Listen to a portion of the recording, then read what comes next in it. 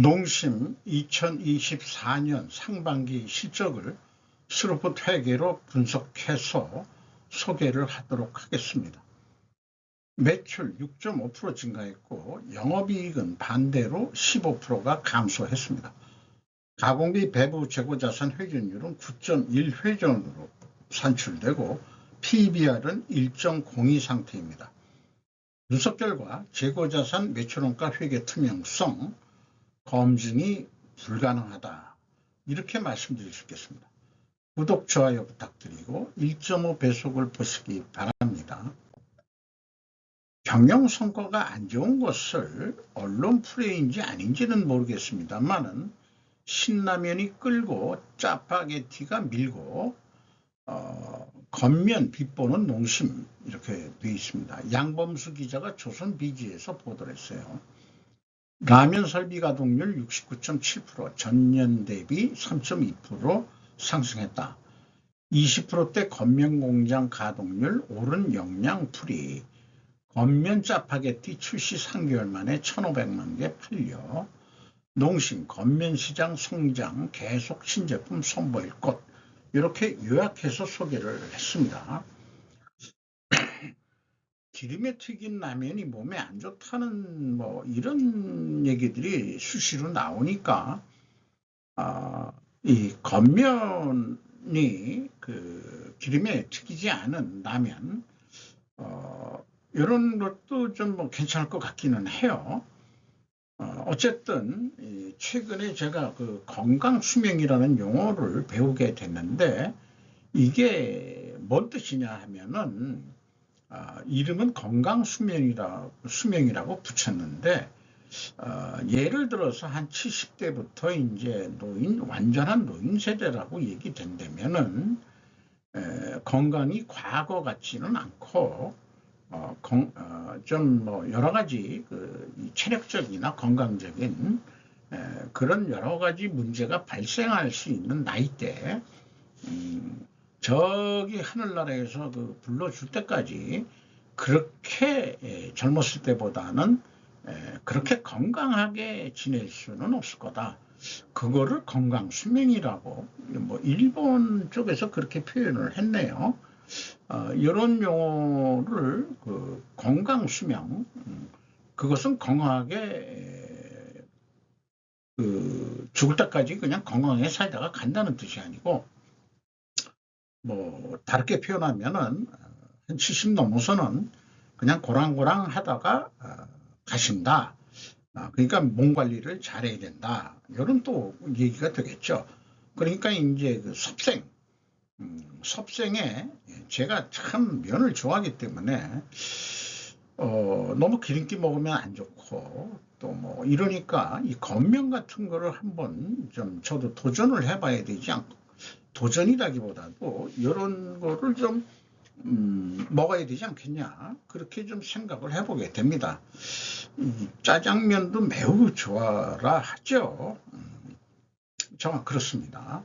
어쨌든 면을 좋아하는 소비자로서 앞서서 불닭볶음면을 했는데 불닭볶음면은 해먹기가 귀찮아서 안 하고, 역시 우리나라는 국물이 있는 라면을 먹어야 제격인 것 같습니다. 자, 먼저 원가회계손익으로서 매출이 상반기에 1조 3,700억을 달성해서 전년 상반기보다 6.5% 증가했는데 가공비 배부재고자산은 3.5%, 오히려 감소시켰다면 더 좋았을 것 같아요. 매출원가가 근데 9%로 더 올랐어요. 그러니까 매출 총액이 마이너스가 됐습니다. 판매관리비는 또 4%가 증가해가지고 그 결과 영업이익은 556억 원으로 전년보다 17.1%가 감소했습니다. 영업이익률 1.2% 하락했고 원가 생산성도 0.01포인트가 하락했습니다. 이런 질문을 해볼 수 있겠어요. 매출 증가율보다 매출원가 증가율이 더 높은 원인은 무엇일까? 이걸 분석을 하면서 매출원가가 높은 원인을 찾을 수 있을까? 제 스스로도 진행하면서 염두에 두고서 한번 진행해 볼까 합니다. 자, 그러면은 분석한 내용에서도 그걸 한번 추정을 해봐야 되는데, 매출에 비례하는 매출 재료비는 6,766억 원으로 5.6% 증가했어요. 매출 증가율하고의 갭이 0.9%이기 때문에 여기에서 원재료 가격이 하락했다라고 추론을 할 수 있고, 수르픈율은 0.4% 상승했어요. 자, 그러면은 마진율은 괜찮았는데 운영경비가 9.9%, 수르픈율은 0.4%밖에 증가를 안 했는데 운영경비가 결국 돈이 많이 들어갔다는 얘기죠. 거의 10%가 증가했기 때문에 TEO의 생산성 1.08로 0.02포인트가 하락을 했고, 수르픈 영업이익은 543억 원으로 15%가 하락했습니다. 그리고 원가회계 영업이익보다 거의 13억 원이 적은 수치입니다. 이것은 가공비 배부 재고 자산이 증가했기 때문입니다. 가공비 배부 재고 자산인데 회사는 재고 계정을 두 개씩 묶어서 표현했습니다. 마치 삼성전자 흉내를 낸 것 같이 이렇게 됐는데, 어쨌든 WCAI가 37억 9,700만 원 증가했습니다. 여기에서 가공비율을 곱한 것이 원가회계 영업이익과의 차이가 되겠습니다. 재고 계정을 왜 묶어서 표기할까? 실물들은 별도 관리할 터인데도 말이다. 만약 재고자산 명세에 묶어서 표기한다면 비용의 성격적 분리에도 일관되게 적용해야 한다. 그렇지 않다면 불투명한 재고 회계라고 말씀드릴 수 있겠습니다. 비용의 성격적 분류 내용을 분석함에 있어서 이거는 2023년도 비성분 데이터인데, 상반기에 농심은 비성분을 공시를 안 했습니다. 그래서 가공 비율을 산출을 해내 가지고 이것을 몇 프로를 적용할 거냐라는 것을 적용해 봤습니다. 농심은 분석에 필요한 핵심 주성 요소인 재고자산 명세와 비용의 성격적 분류 데이터 두 가지 중 비성분을 빼고 공시했다. 왜 비성분 데이터를 상반기에 빼야 했을까? 상반기 분석을 위해 가공 비율을 도출해낸 다음 원재료 가격 추이를 확인한 결과 원재료 가격이 하락했으므로 가공 비율이 2% 상승을 했다라고 가정을 하고 그걸 적용해서 분석을 한 결과입니다. A의 표현은 상품이 제외되어 있습니다. 여기에 제품, 반제품 및 제공품의 변동, 연간할 때나 반기할 때나 이 표현들은 변동이 없습니다. 그리고 원재료의 사용액이라고 되어 있고요. 상품 등의 판매로 되어 있습니다. 상품이 판매면은 여기 A에 안 들어가는 건 맞습니다. A의 표현은 상품이 제외되어 있다. 그러나 재고자산 명세에는 상품과 제품을 묶어서 표기했죠. B의 표현에 상품의 판매액이면 A 재고자산 변동의 상품은 제외됩니다. 따라서 일관성이 없습니다. 일관성이 없다는 얘기는 회계 원칙에 위배된다, 이렇게 얘기할 수 있겠고요. 이런 거는 또한 삼성전자, LG전자에서도 유사한 패턴이 나오는 것이 기억이 됩니다. 왜 이러는 걸까요? 그거 잘 모르겠습니다만은 주주들이나 일반 소비자들을 우습게 보는 거 아니냐? 이렇게 또 생각해 볼 수도 있는 거 아니냐? 그렇게 생각을 합니다. 어쨌든 31.9%의 가공 비율을 도출해 냈는데 이거를 얼마를 적용할 거냐? 34%를 적용했습니다. 원재료 가격이 내려갔기 때문에, 그래서 2.1% 가공 비율이 상승하고 생산 재료 비율은 2.1% 하락한 것으로 가정에 의한 역산풀이가 되겠습니다. 그런데 역산을 하면서도 이게 그 재고자산 명세에 상품과 제품이 묶어서 표현되어 있으니까 분석은 여기에 그 상품이 없습니다만은 상품을 넣을 수밖에 없죠. 분리가 안 되니까. 요게 이제 뭐 분석도 불투명하게 전제된 조건이 불투명하기 때문에 결국 분석도 오차가 있을 것입니다. 이렇게 좀 이해를 해주시면 될 것 같아요. 그리고 1단계, 2단계는 제가 맞추어준 수치이기 때문에 검증에 이 의미가 없고요. 현금 흐름표 기준 전체 재고자산의 증감액 검증은 현금이 111억 300만 원이 현금이 들어왔다면 그만큼 재고가 빠져야 되는데 118억 8,100만 원이 빠졌으니까 7억 7,800만 원이 재고가 더 줄었어요. 그러면 그게 뭐냐? 재고자산 폐기 손실이 되겠습니다. 식품 및 의약 건강음료 등은 재고자산 평가 손실 작업을 하지 않는 것이 상식적일 것이다. 발생한다면 유수명 유통기한이 도래하여 폐기 외에는 발생해서는 안 되지 않느냐.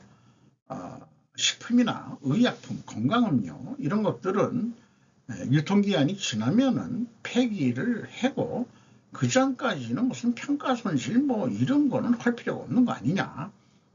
이런 생각입니다.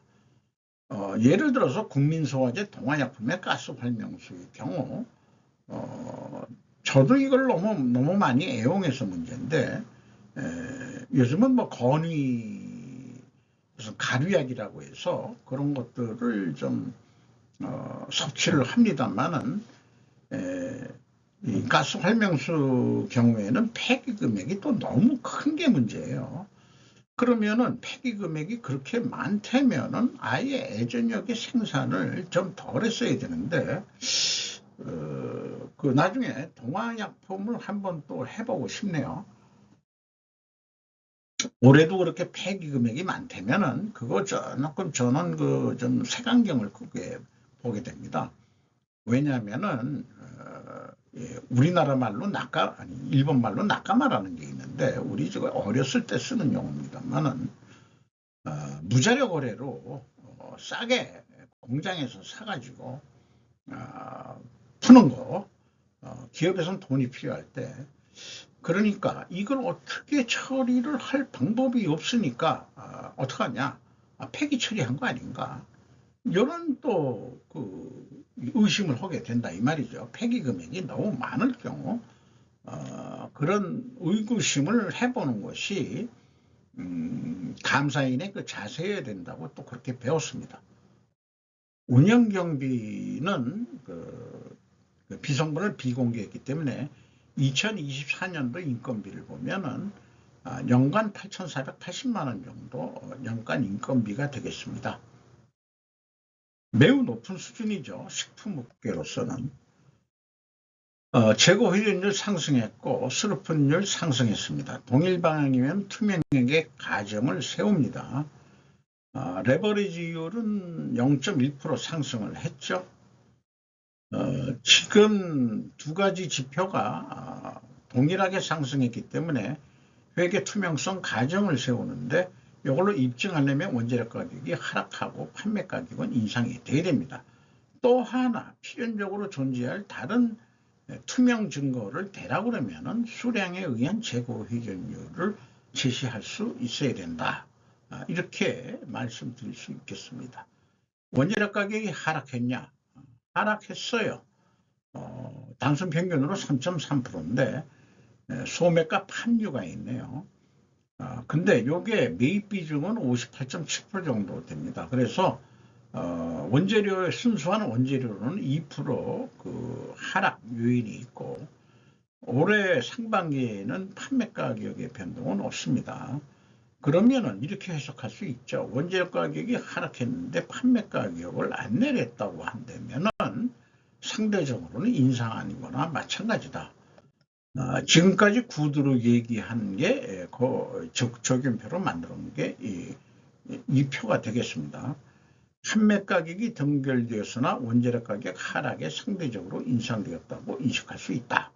다시 한번 말씀드리고 상반기 실적을 기준해서 오늘 팔린 만큼 내일도 팔릴 것이다라는 단순 예측에 의해서 연간 매출액을 예측해 보면 2조 7,418억 원 정도 할 것 같다. 실오픈율은 50.6%고요. 운영비용 기준에서도 이 금액이 나오고, 그 다음에 매출액, 매출 재료비 기준에서도 동일한 금액으로 나타납니다.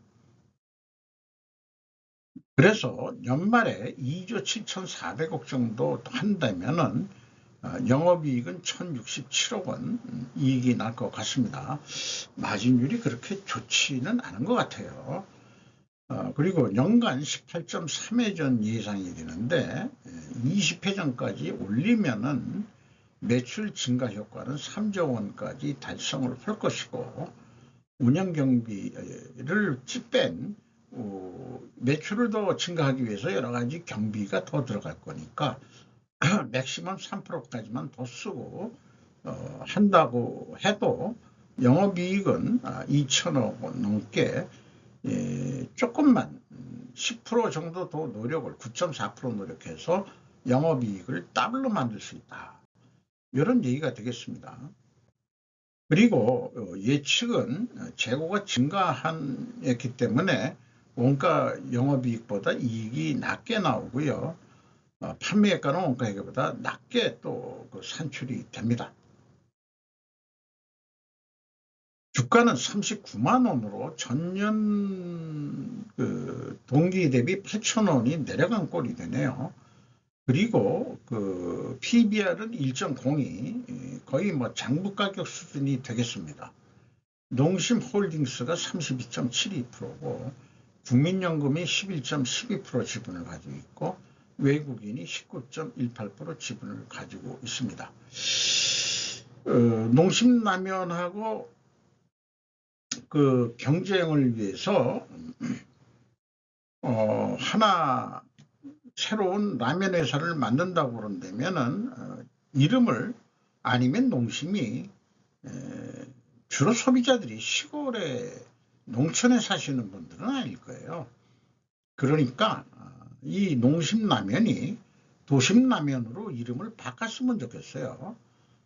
대부분 도시인들이 라면으로 먹지 지방 시골에서 계신 분들은 그렇게 먹지 않을 것 같습니다. 그러니까 진짜 소비자를 위한 거라면은 농심 신라면 하지 말고 도심 신라면 이렇게 하는 게 좋지 않을까. 자, 그리고 맨 처음 질문, 매출원가가 왜 올랐냐? 원재료는 내려갔거든요. 그런데 나머지는 그럼 뭐냐? 운영경비다 이게. 운영경비가 인건비를 올려줬는지 어땠는지 모르지. 올려줬던 것 줬는데 비성분을 공개를 안 하니까 실질적으로는 분석하기가 쉽지가 않은 거죠. 여러 가지 경비가 더 많이 인상이 된 것 같습니다. 그러니까 영업이익이 거꾸로 감소한 것으로 삼양식품과는 영반대의 결과가 나왔습니다.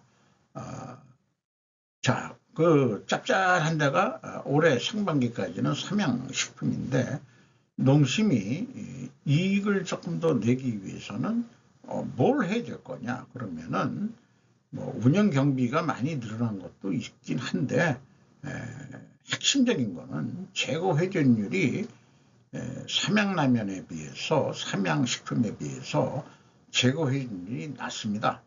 재고 회전율을 삼양식품 수준까지만 올리면은 충분히 이익이 더 날 것이라고 믿어 의심치 않습니다. 이상 마치도록 하겠습니다.